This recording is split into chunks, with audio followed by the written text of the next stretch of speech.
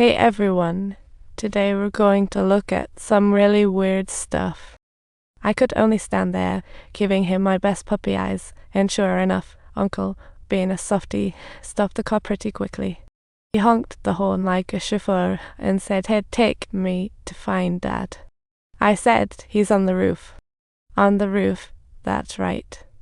The dusty roofed-up line, my little brother handed him a photo. The photo had Dad's address, but we hadn't driven far at all. I realized something was off. It felt like the road to the hospital. I didn't want that, so I jumped out of the car. But Uncle grabbed me and pulled me back in, so I had to exit from the other side. What are you doing? I refused to go to the hospital. Once in, no escape. Why me? What does this have to do with me, Uncle? This isn't brain cancer, it's unfixable. The doctor will open my head, but I want to find Dad. It's been forever since I saw Dad, and once again, Uncle melted. But he had one condition. I had to call Mom. If Mom agreed, I'd take me to find Dad. I sent a voice message and got a reply right away. Mom replied, "Sure, just remember to take your meds." Ooh, what meds? Come on, Uncle, let's go. Even though he didn't get our mother-daughter logic, he still drove me to find out. The scenery was beautiful. My mood was great. The annoying part is all the meds I have to take every day. Soon it got dark. With nowhere to stay, we parked by the road to rest. Uncle fell asleep on the wheel, and I was more excited than a kid in a candy store. Uncle, is this considered vlogging? Life is too short. If I get wheeled into surgery like my sister and never come out, I figured I'd buy a notebook to write down my bucket list and all the stuff I've done. That way, my short life has a purpose. At least it proves I was here.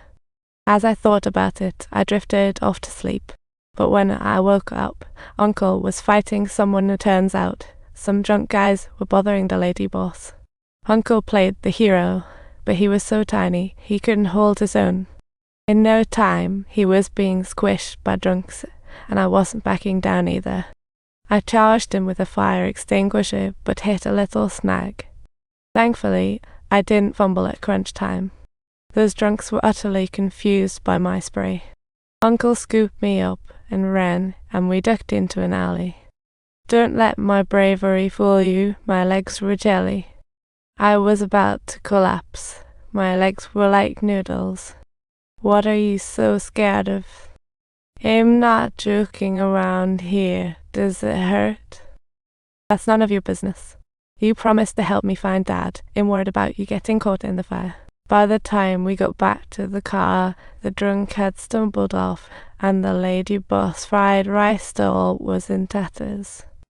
Uncle recalled he hadn't paid, so scam WeChat to transfer and add extra.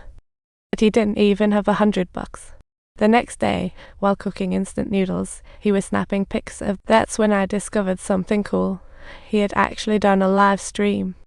I immediately helped him start another one, saying, "Say hi to your fans." You good, Uncle? What about the noodles? Subtitles. So, are we going to have any food today?